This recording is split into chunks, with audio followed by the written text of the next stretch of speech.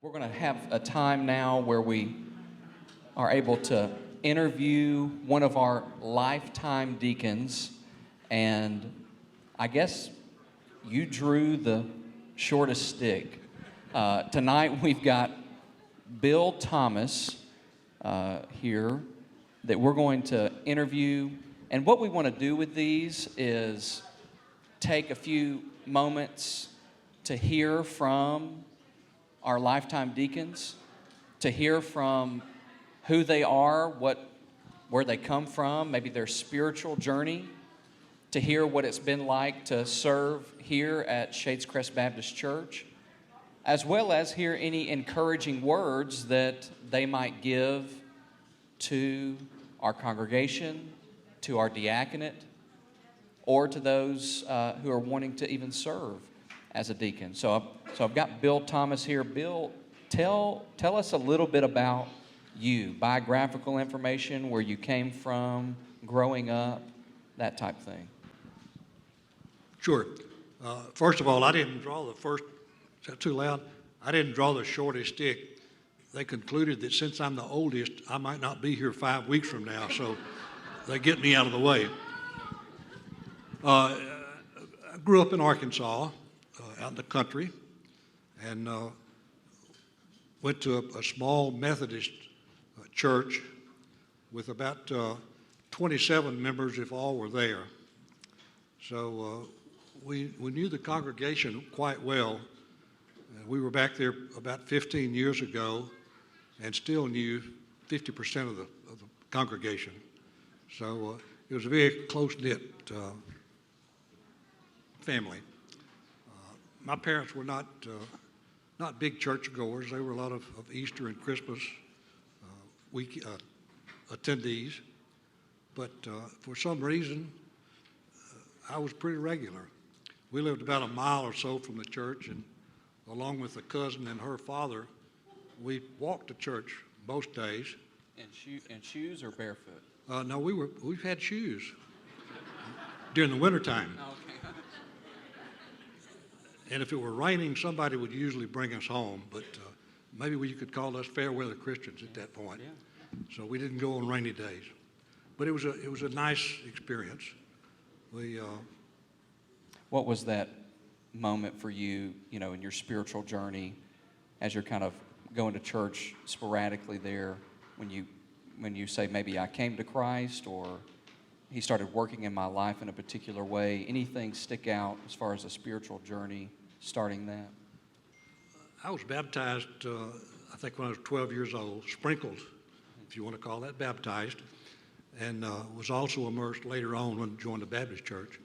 But I don't know that there was a real spiritual moment there. It was just a feeling that it had to be done.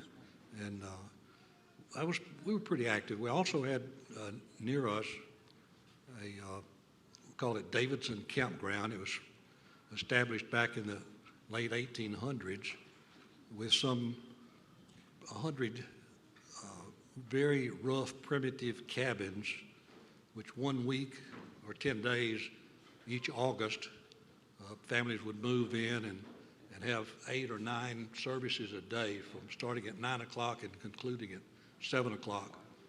And that's where I met Betty, my wife. I was going to say, you probably need to get to Betty at some point here. At some point, yes. We were teenagers, and we were having a canasta game one day and needed another player. And someone said, well, there's this cute little redhead staying at the Myers cabin. And so somebody fetched her, and Betty came over and joined us in the game. And I guess it was a pretty good win, because the 30th of next month, we'll celebrate 60 years. That's incredible. 60 years? 60 years. 60 years. Well, Bill, tell us a little bit about coming to Shades Crest. I think you've been here for several decades. Obviously, you've served as a lifetime deacon, and to be a lifetime deacon, you have to serve at least 3 terms as a deacon. So you've been here for several decades. Tell us about what brought you to Shades Crest and maybe your time at Shades Crest. We was with Travelers Insurance, and they started sending my check to Birmingham in 1974. So we moved here, visited several churches, but one of our neighbors, Lori Ann Meeks, was the daughter, same age as our daughter, and Johnny Vanderford, that most people here know, convinced us that Shades of Crest was a place to be. And of course, Jim was a pastor then, so it's been home for a lot of years. Talk to us about when you, if you can remember, when you were first elected deacon. What was that like? How did you kind of think about that? What went through your mind in those moments or days?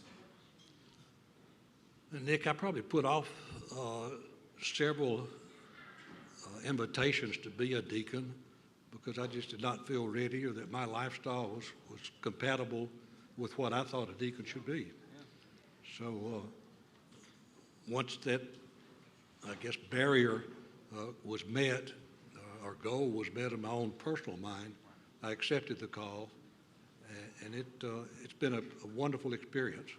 And you've been here and been up here a lot. I remember the first time I met Bill Thomas. I was new here. It was my first day in the office, and I'm coming down the corridor of the office, and a man is walking towards me with 2 baby cucumbers. And he looks at me, says, "Hey, Nick," and I don't know who he is yet. I say, "Hey, good to see you."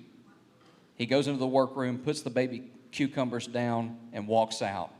And that was my first encounter with Bill Thomas, a cucumber man. That's right. But since, what I've known of Bill is to be someone who is not just willing to help, but is proactive and listening for how to show off your handiwork, even though you are very and care for others, not just with things that maybe show off your handiwork, even though you are very handy, but you think in a way that is geared towards service and loving others as family. Talk to me a little bit about Shades Crest as family. How have you seen Shades Crest Baptist Church be family to you, be family to each other, as you kind of think about that? We had no other family here other than us and our 3 children within the state. After they flew the nest, you folks were our extended family then and now. We've had our health issues, and everyone has responded marvelously, from cards and calls and prayers and food.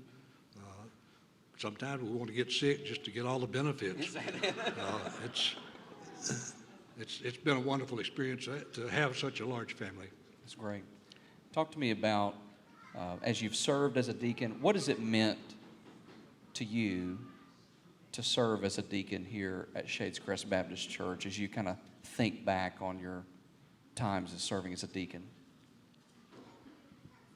It's both a humbling and an honor to be a deacon, to recognize that your family thinks of you in those terms, to be able to nominate you, and it's just been a blessing. I retired in 1998, and I believe it was in April. That summer, a mission trip got canceled, so we had 2 weeks on the mountain. And that was when I got started helping out up here. And after that 2 weeks was up, it didn't stop for probably about 20 years. You just kept coming up here. I would spend probably 30 or 40 hours a week up here, either painting, doing odds and ends, helping Dan Browning. Just piddling around, right? Professional piddling, yes. Not much piddling in those days, but I enjoy it. It's fun, and as I've told Betty, if I do something at home, I get 1 thank you. If you do it up here, you get 40. Is that right? So that's incentive right there. Incentive. Yeah, that's right.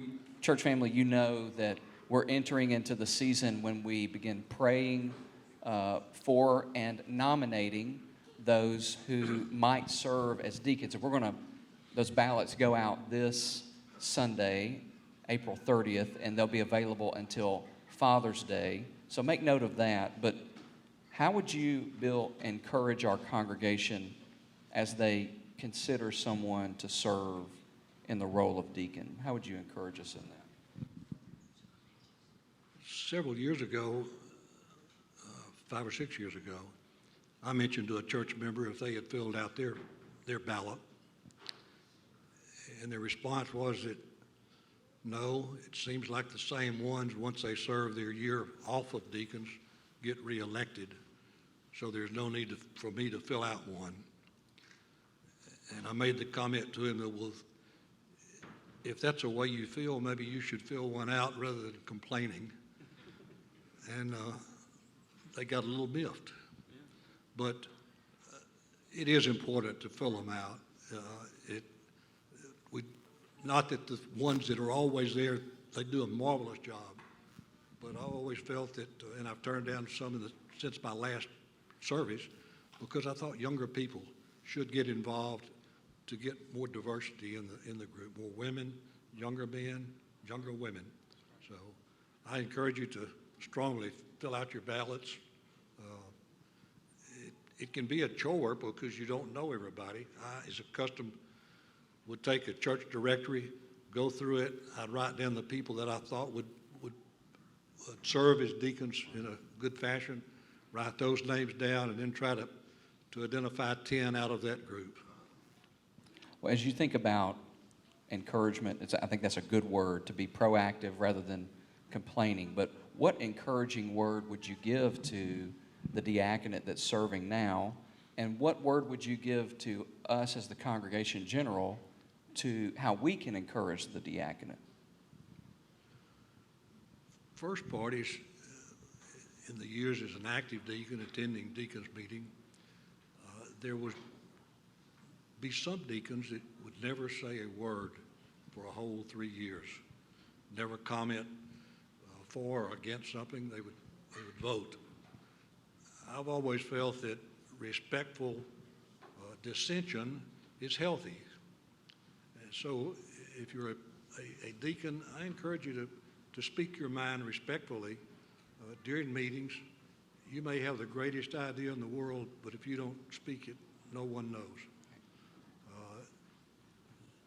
And what encouragement would you give us? How can we encourage the diaconate? Thanking them for what they do, how they do it, when they do it. You never get tired of hearing thank yous. And that's an interesting thing, because sometimes the service is very public, it's very recognized, but you know as well, sometimes the service is very private and very individual. And that one thank you can mean even more than a lot of those in a public space. And the diaconate has to balance both of those. And that's good words for us today.